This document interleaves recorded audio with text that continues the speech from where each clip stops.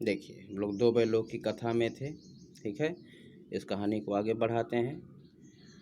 संयोग की बात, झूड़ी ने एक बार गोई को ससुराल भेज दिया। नाम याद रखिएगा, गोई। जितने भी नाम इसमें आ रहे हैं, पहला झूड़ी काछी आया, उसके बाद हीरा मोती आया।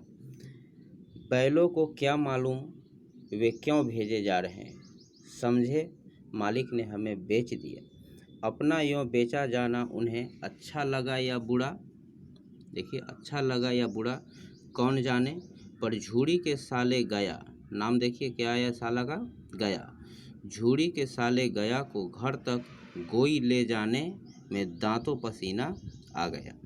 पीछे से हाँकता तो दोनों दाएं बाएं भागते, पगहिया पकड़कर आगे से खींचता तो दोनों पीछे को जोर लगाते, मारता तो दोनों सींग नीचे करके हुंकारते। अगर ईश्वर ने उन्हें वाणी दी होती तो झूड़ी से पूछते, तुम हम गरीबों को क्यों निकाल रहे हो? हमने तो तुम्हारी सेवा करने में कोई कसर नहीं उठा रखी। अगर इतनी मेहनत से काम न चलता था तो और काम ले लेते। हमें तो तुम्हारी चाकरी में मर जाना कबूल था। हमने कभी दाने चारे की शिकायत नहीं की। तुमने जो कुछ खिलाया वह सिर झुकाकर खा लिया। फिर तुमने हमें इस जालिम के हाथ क्यों बेच दिया? यह किसकी कल्पना है? बैलों की। ठीक है। संध्या समय दोनों बैल अपने नए स्थान पर पहुँचे। दिन भर के भूखे थे, लेकिन जब नांद में लगाए गए, मतलब वो नादी में, तो एक ने भी उसमें मुंह न डाला। दिल भारी हो रहा था। जिसे उन्होंने अपना घर समझ रखा था वह आज उनसे छूट गया था। यह नया घर, नया गांव, नए आदमी उन्हें बेगानों से लगते थे। दोनों ने अपनी मूक भाषा में सलाह की, एक दूसरे को कनखियों से देखा और लेट गए। जब गांव में सोता पड़ गया तो दोनों ने जोर मारकर पगहे तुरा डाले और घर की तरफ चले। मतलब जब गांव में सन्नाटा हो गया तो दोनों ने जोर मारकर पगहे तुरा डाले और घर की तरफ चले। पगहे बहुत मजबूत थे। अनुमान न हो सकता था कि कोई बैल उन्हें तोड़ सकेगा, पर इन दोनों में इस समय दूनी शक्ति आ गई थी, जैसे कि किसी कैदी को आ जाती है हथकड़ी तोड़ने समय। एक एक झटके में रस्सियां टूट गई। झूड़ी प्रातःकाल सोकर उठा तो देखा कि दोनों बैल चरनी पर खड़े हैं। चरनी समझ गए, जहाँ पर चरते थे वो दोनों। दोनों की गर्दनों में आधा आधा गड़ांव लटक रहा है। ठीक है, रस्सी का टुकड़ा। घुटने तक पांव कीचड़ से भरे हैं और दोनों की आंखों में विद्रोहमय स्नेह झलक रहा है। प्रेम भी है मगर विद्रोह भरा हुआ कि क्यों बेचा था हमको। झूड़ी बैलों को देखकर स्नेह से गदगद हो गया, खुश हो गया। दौड़कर उन्हें गले लगा लिया। प्रेमालिंगन, प्रेम में आलिंगन, बाहों में भरना और चुंबन का वह दृश्य बड़ा ही मनोहर था। घर और गांव के लड़के जमा हो गए और तालियां बजा बजा कर उनका स्वागत करने लगे। गांव के इतिहास में यह घटना अभूतपूर्व न होने पर भी महत्वपूर्ण थी।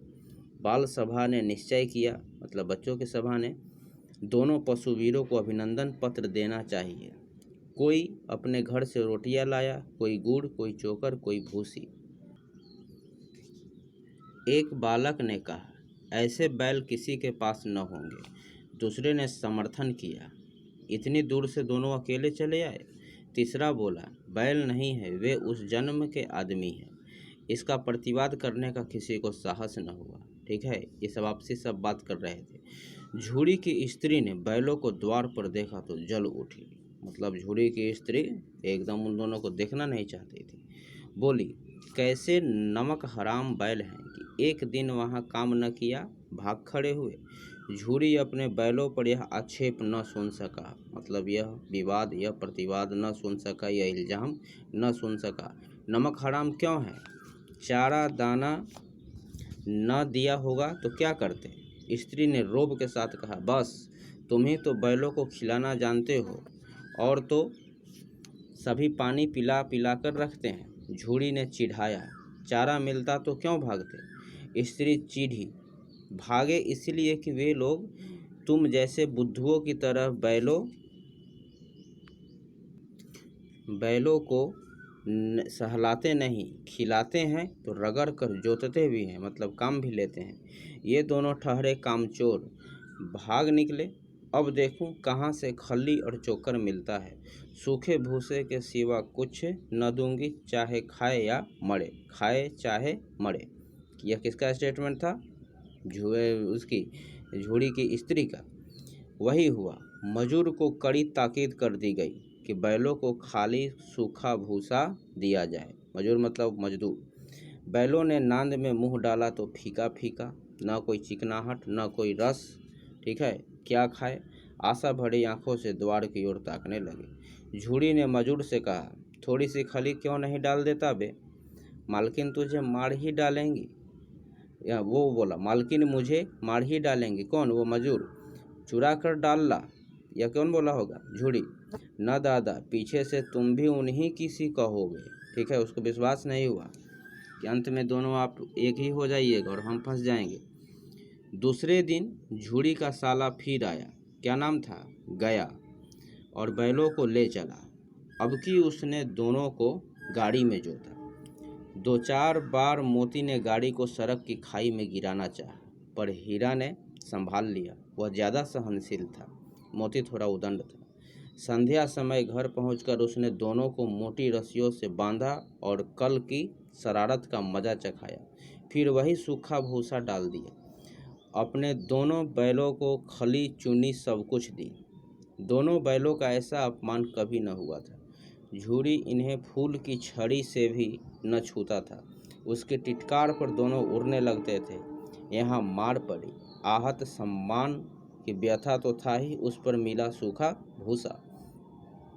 नांद की तरफ आंखें तक न उठाई, नादी की तरफ देखा भी नहीं दोनों। दूसरे दिन गया ने बैलों को हल में जोता, पर इन दोनों ने जैसे पाँव न उठाने की कसम खा ली थी। वह मारते मारते थक गया, पर दोनों ने पाँव न उठाया।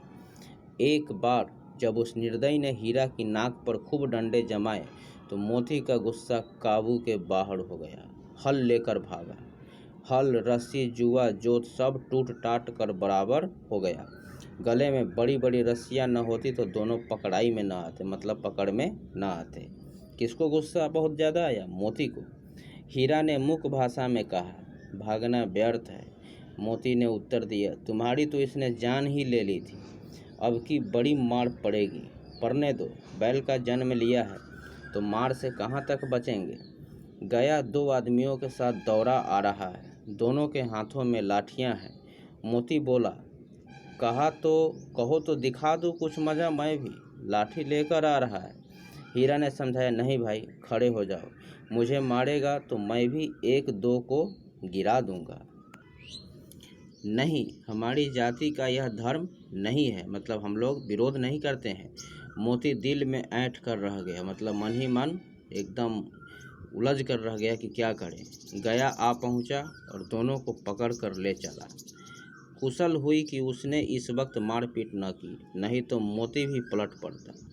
उसके तेवर देखकर गया और उसके सहायक समझ गए कि इस वक्त टाल जाना ही मसलहत है, मतलब अच्छा है। आज दोनों के सामने फिर वही सूखा भूसा लाया गया। दोनों चुपचाप खड़े रहे। घर के लोग भोजन करने लगे। उस वक्त छोटी सी लड़की 2 रोटियां लिए निकली और दोनों के मुंह में देकर चली गई। उस एक रोटी से इनकी भूख तो क्या शांत होती, पर दोनों के हृदय को मानो भोजन मिल गया। यहाँ भी किसी सज्जन का वास है। लड़की भैरों की थी। किसकी थी? भैरों की। उसकी माँ मर चुकी थी। सौतेली माँ उसे मारती रहती थी, इसीलिए इन बैलों से उसे एक प्रकार की आत्मीयता हो गई थी। तो ठीक है, हम लोग इस वीडियो को फिर आगे बढ़ाएंगे। नेक्स्ट वीडियो में हम लोग मिलते हैं इस कहानी के आगे जो बचे हुए भाग हैं उससे। ठीक है, तब तक के लिए आप लोग इस कहानी को रिवाइजन कीजिए। धन्यवाद।